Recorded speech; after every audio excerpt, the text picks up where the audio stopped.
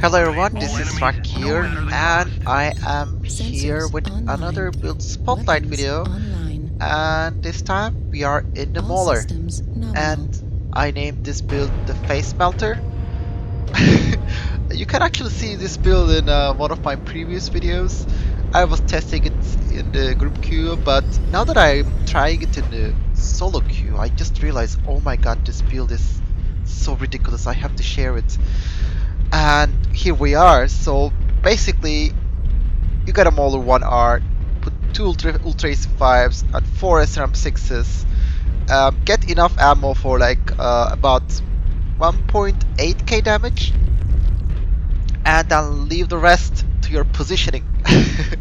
So that's pretty much the TLDW of this video, and you may close this video now. Just kidding.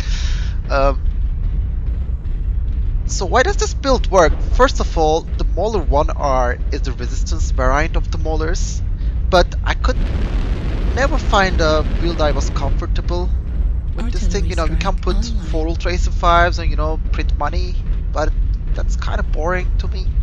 Or you can, you know, put AC5s and mix them with SRMs, that also works. But the unique point of this mech is its missile hardpoint. It has the most missile hardpoints of any Mauler with 4, and it actually has decent missile quirks as well. So you get minus 15% missile heat reduction. That is huge, and that gives you a lot of DPS. Now watch, just watch here.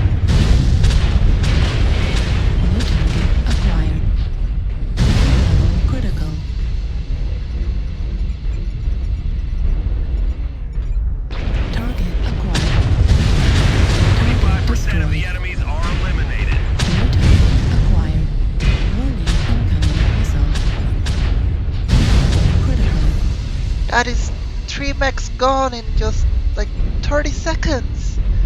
And I think I have single-handedly made this match a steamroll by taking out 3 mechs in the beginning of the match. And now I'm going back to find more victims.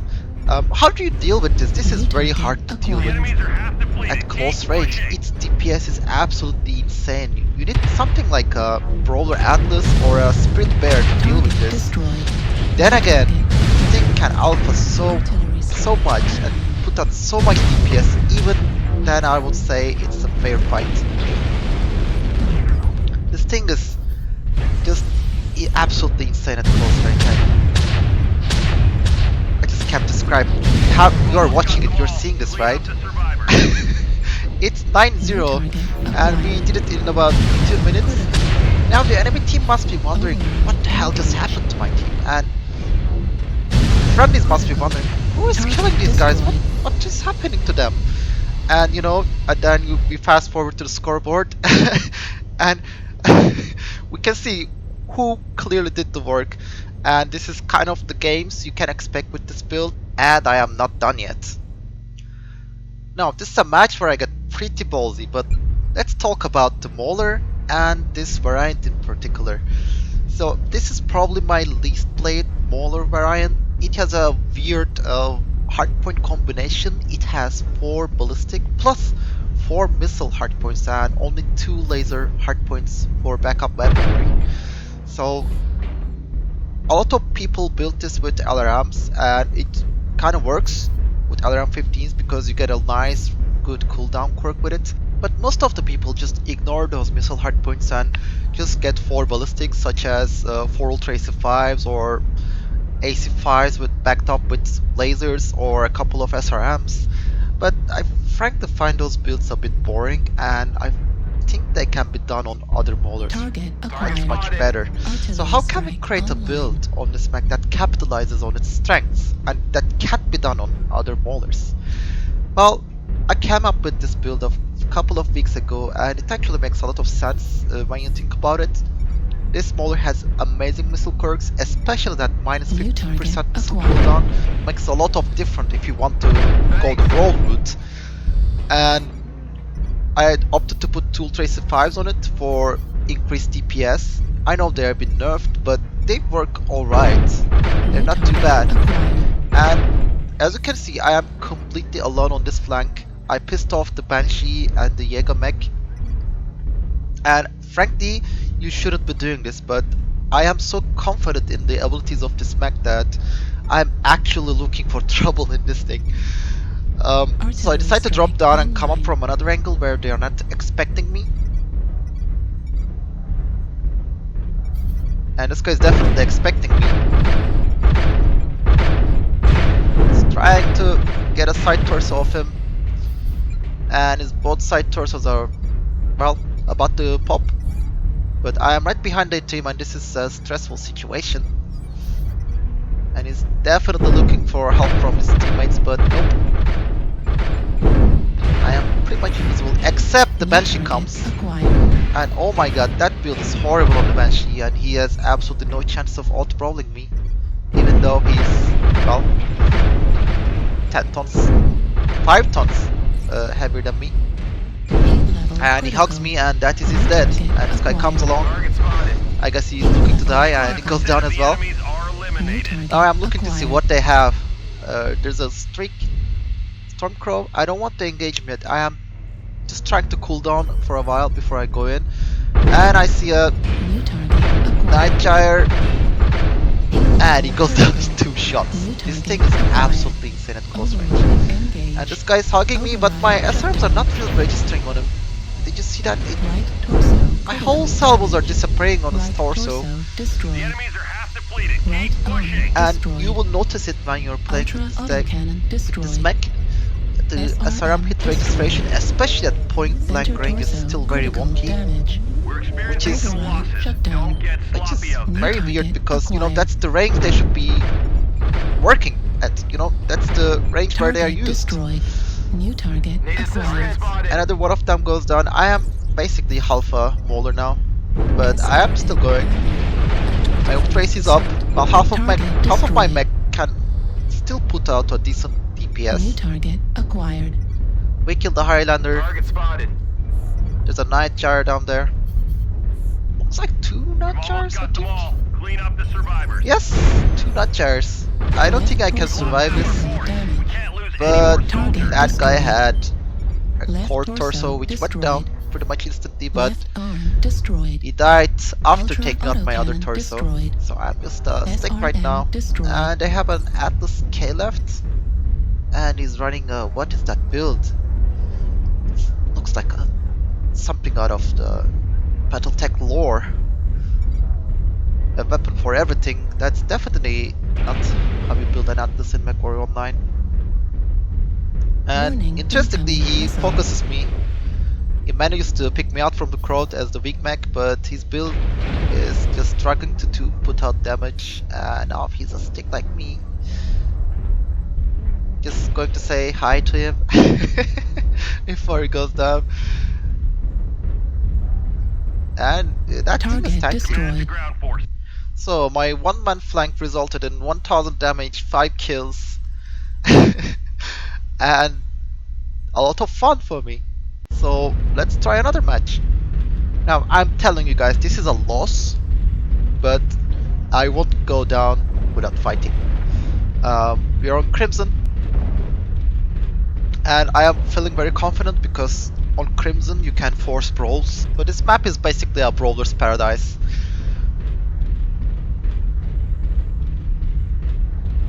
And I'm contemplating about whether to go to the tunnel straight or on top of the platform. But it depends on the actions of the enemy. And now this thing puts out a lot of DPS, that is for sure. But you are very slow in this thing, and it's a very clumsy mech because it doesn't have a lot of torso twist. So those are not the traits you want in a brawler. So while this thing has the damage potential, you have to be really careful about how you position it. It's doing only 58 kph, that is very, very sluggish. So you have to kind of foresee what's going to happen, and it takes, well, quite a bit of experience. So as you can see, I decided not to go down, but I went up. Trying to push out of the tunnel already. I saw a couple of mechs shooting PPCs from the tunnel and from the side, so I didn't want to be harassed. So I went up, And now I intend to fight on the other end of the platform where I can whack down any people trying to force their way up.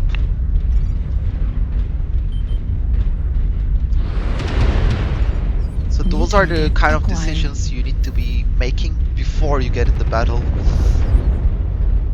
They are already below the platform, and if I went there I would have been, well, not in a good position. Even though you can fend yourself with Ultra AC5s at range, they give you, you know, DPS at range, but with only 2 you're not gonna be hurting that much.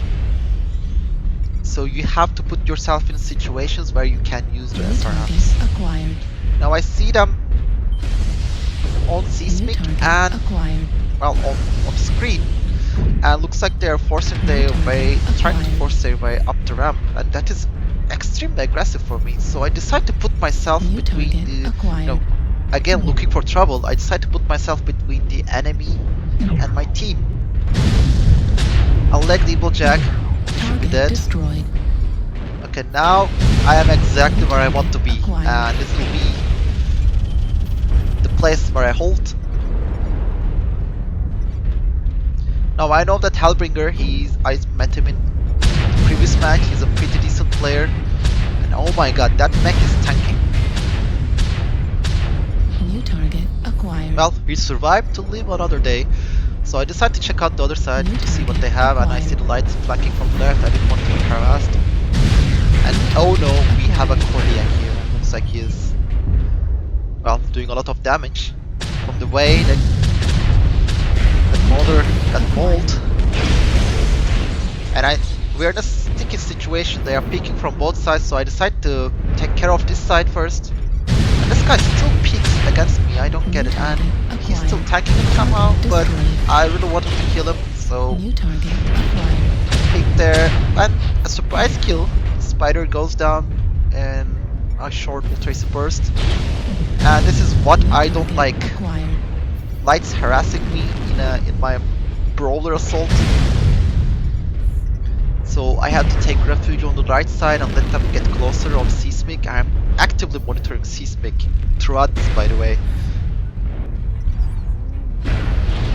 But I kind of want them in my face. I don't want to peek. I am exactly where I want to be, and I'm just waiting for them to make mistakes. And I see a couple of blips on the left side. Looks like they're really close. And the Shadow Cat goes in and dies for some reason. And it's 3-7, we are losing badly. We have to do something. And I decide to take care of the left side again. Again, waiting for them to make a mistake.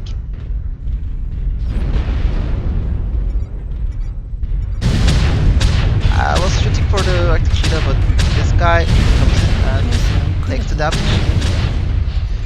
And now we have a fire starting to deal with, but he's being pretty ballsy.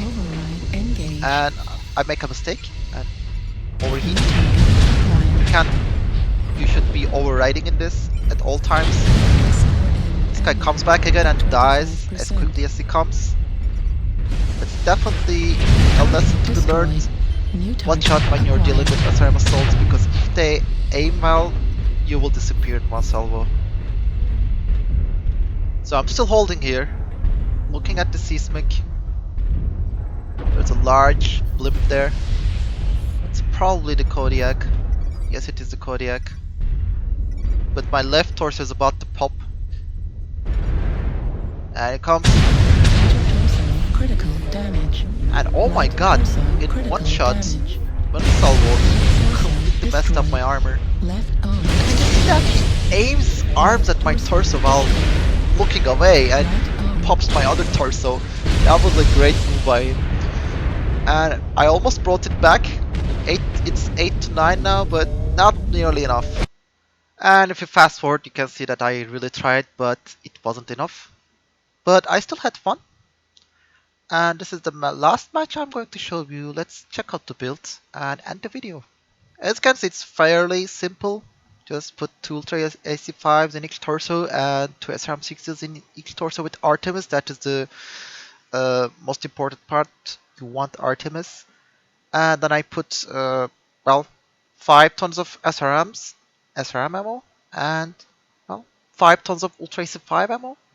I think that is enough for about, well, you get about 1000 damage from the SRM ammos and let's say 750 damage from the Ultra AC5 ammo. So that's pretty enough. That's enough for a regular solo game. You know, when you get that ultra long game, you will probably run out of ammo. I only ran out of ammo in one match, so I'm going to say this is enough. And I'm forced to put ammo in my arms. And you might think, and you might be wondering, why aren't you under armoring those arms? Well, I would agree with you, but you don't really need it, and I really want those ammo to be safe because this is a ammo bound build. We don't have any energy, and the arms really help you tank damage from the sides. So I let them in, but if you want to go the full optimized way, you can probably put all of the ammo in one arm and strip the other arm completely, and you know we can put a couple of heat sinks there or up the engine a bit or even put more ammo in if you're confident that you're gonna spend them all. We are underarming the legs. You probably saw it. Otherwise, we are full armor. And make sure you front load your armor as much as possible. I'm usually okay with only 4 rear armor. You don't really need more than that. Just enough to handle the initial blast, and after that you should be taking precautions not for that not to happen again. Yeah, we are underarming legs with only 15, but I found that this is enough. I rarely had people go for my legs when I was in their face with Ultra AC5s and SRMs. They just shoot your torso. But if you come across any nasty lights, you should be careful about your leg damage or even disengage because you don't get any leg structure as well. So you should be careful, and you might actually transfer some armor from your arms to your legs. And other than that, let's check out the modules. This is fairly standard. Radar derp, seismic, and radar derp are mandatory in this. And I opted for Ultra S5 cooldown because it lets you double tap faster. And SRM6 range because we need that extra SRM range up to 300 meters. That increases our, operational range. Yeah, other than that, this is pretty much it. I hope you enjoyed this video. I hope it helps you. I hope it encourages you to try different things in MechWarrior Online. And I will see you guys in the next video.